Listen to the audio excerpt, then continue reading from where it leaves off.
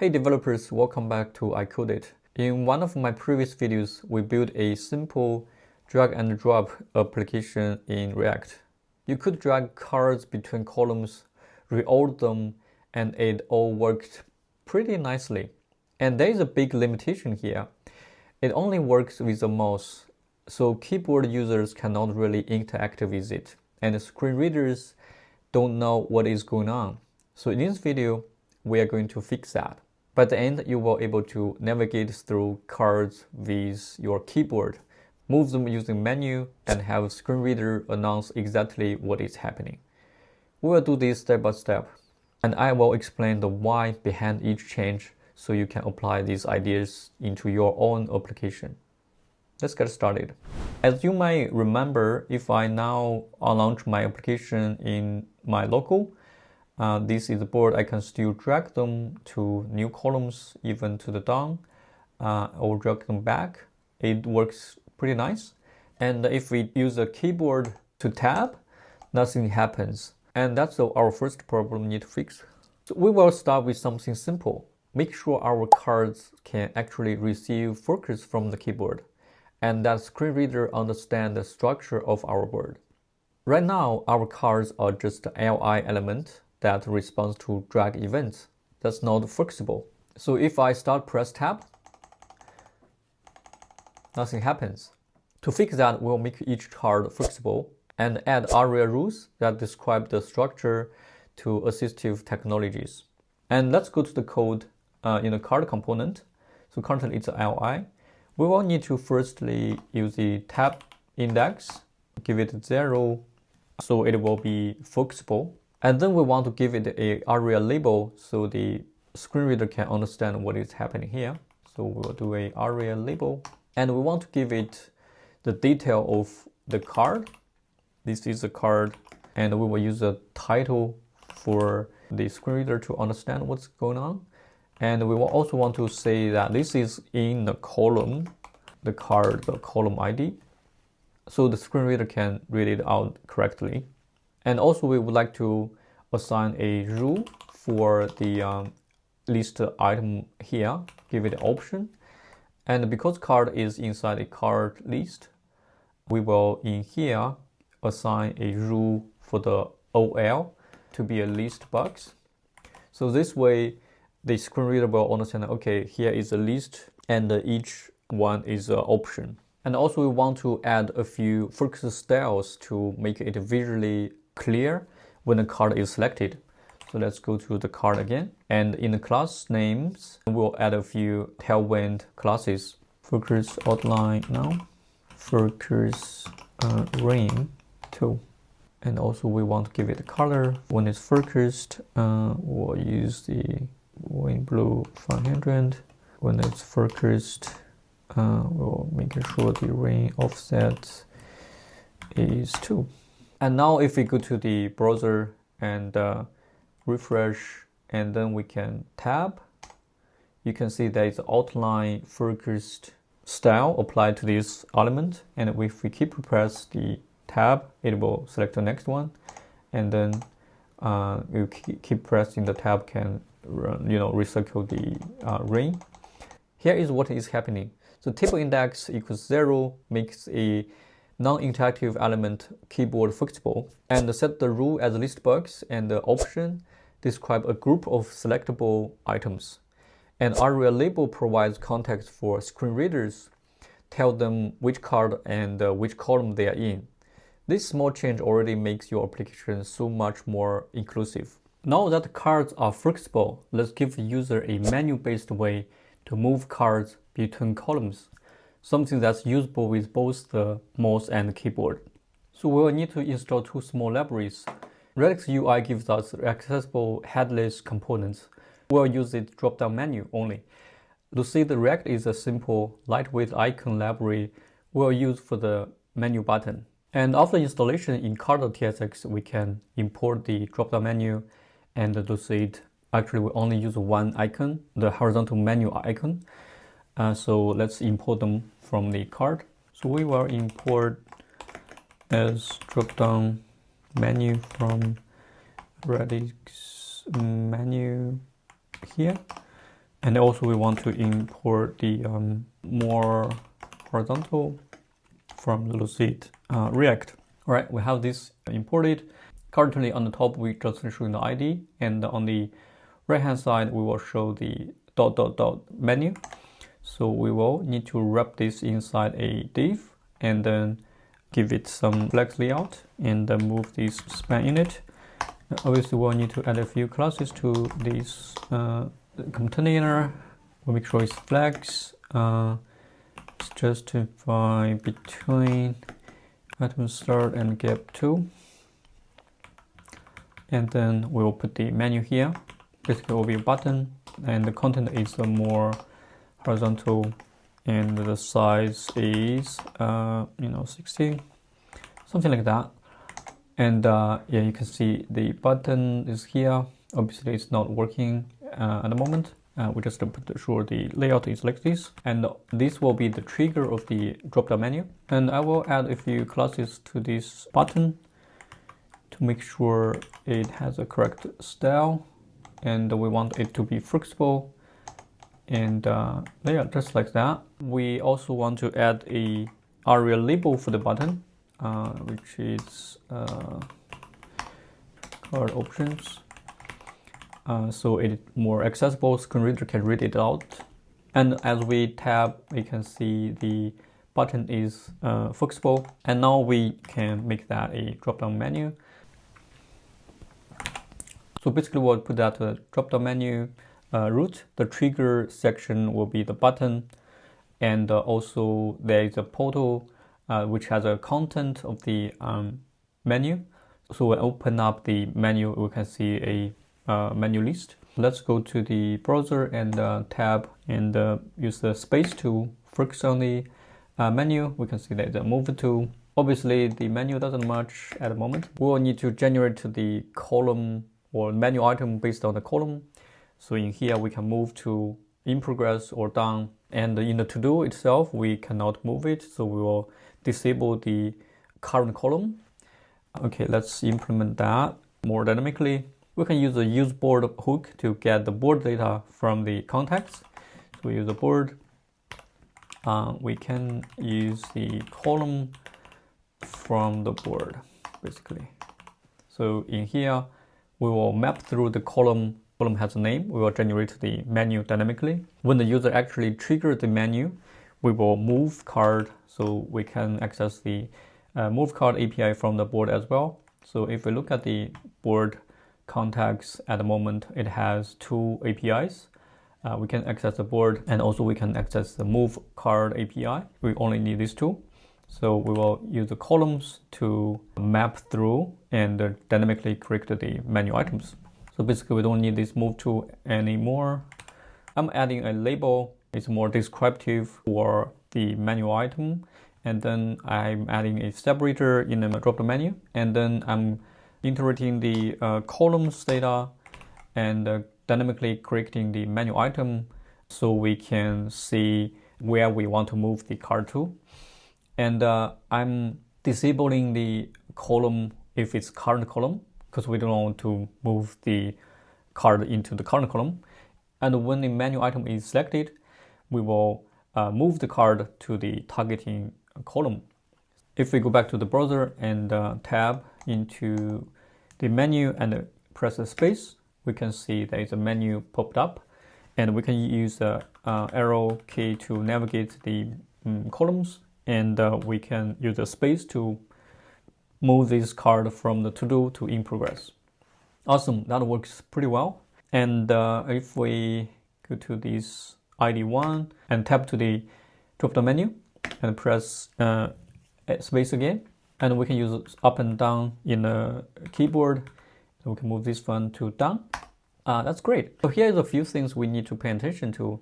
So in the trigger, we have defined the onMouse down and onPoint down to prevent the drag event from starting when the user click the menu.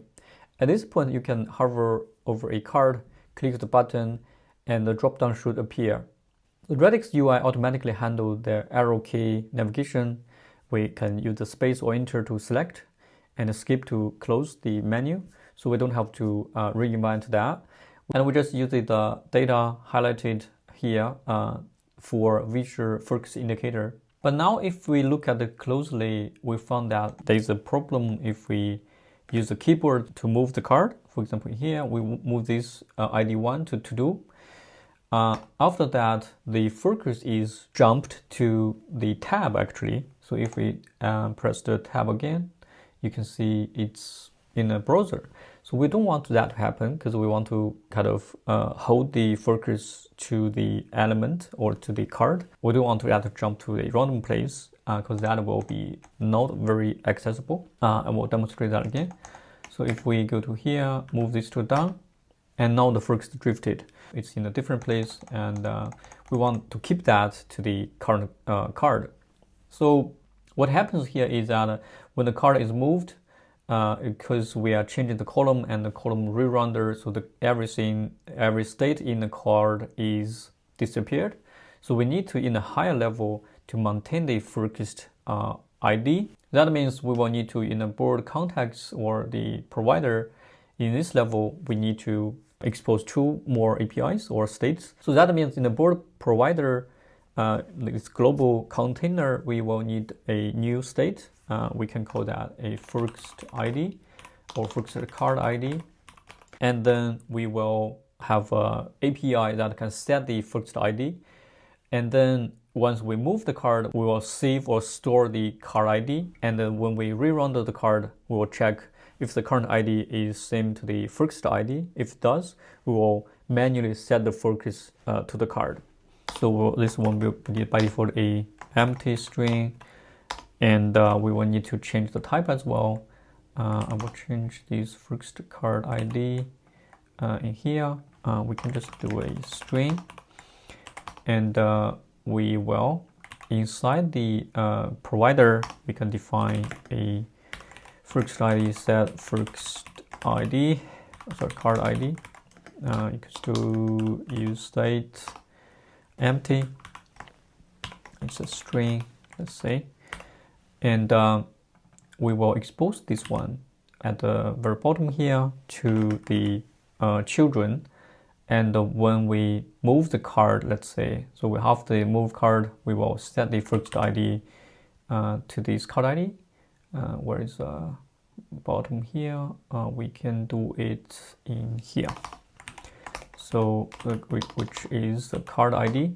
That's the one we are moving. In board provider, we have this exposed to the focused ID, and then back in the card, we will add a use effect block, and we will say if actually we will need to access the focused ID here, and we will check if the focused ID equals to my ID, and the reference, which is the element reference, the current exists, we will reference the focus manually, and obviously we need to update the dependencies like that. So now after we move the card, we re-render, and the focused ID is the previous one. So we'll focus it first, and we will reset the focused ID. We need to set focused ID to now. Obviously, we'll need to update the context. Let me go back here. In a type, we will need to change that to a function call. There will be word. And yeah, let's need an ID here. We'll put a string. And then once we have this type, we will need to update this one as well. It will be nope by default. And in the context, we will expose the set focus ID. Well, actually, we need to put this a string or now. And in the card, we will set that to now. So we'll focus and then reset the focused ID, and let's update the dependency again. And now let's go to the browser and give it a try. So we tab, and space, and put this to in progress, and the in progress one is focused. That's great. And we can now doing the tab again to other fields, like the ID4, we tab and then move this one to down, and the ID4 is still focused. So we have made the application navigable and interactive. Now let's make it communicative for screen reader users. So we need to add a small invisible area that announces update when a card moves. So because of the announcement should happen in a board level, we cannot do that in the card, so we will define a global state again in the context. Let's do that in a board provider. We can add another type here. So basically we need to enhance the board context type here. We will need to add a announcement, which is a string, and we also need a set announcement,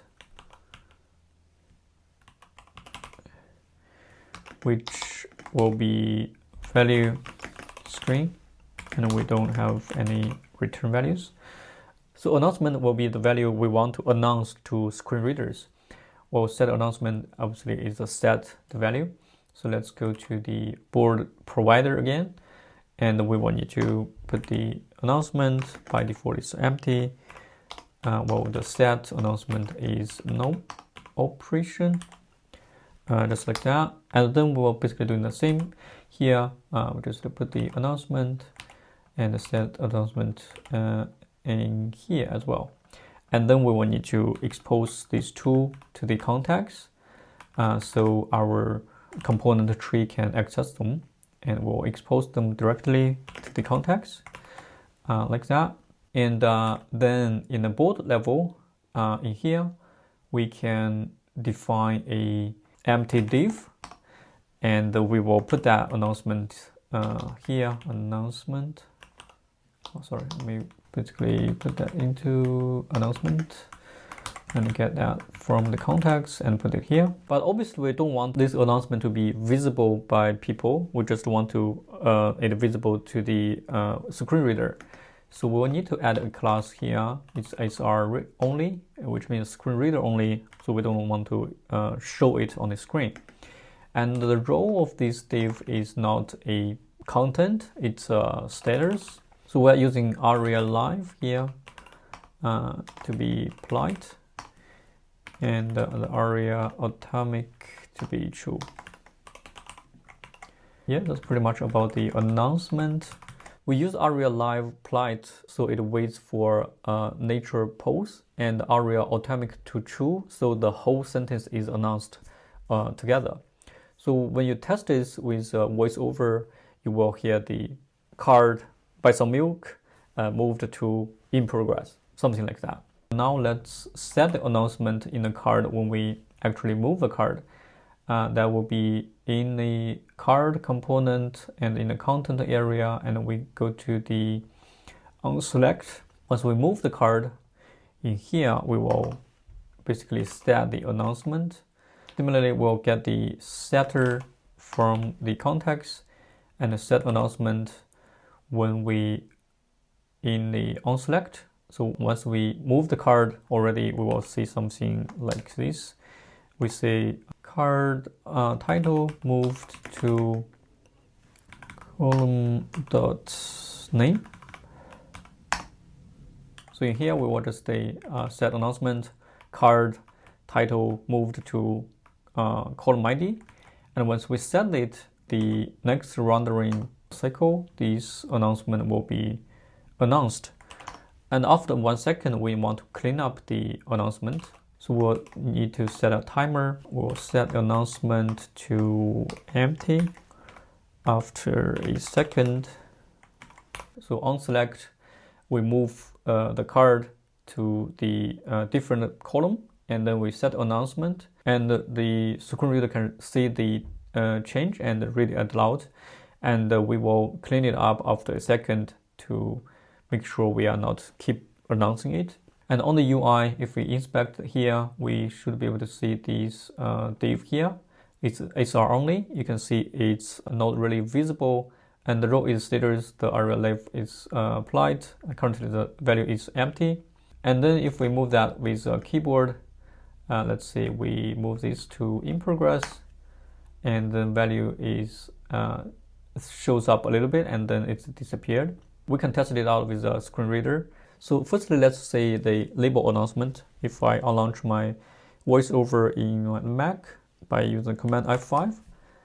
VoiceOver on Chrome. So I have this Beat plus React opened, plus TS. and if Google Chrome. Junteo QRU. Entering list box. Card. Buy some milk.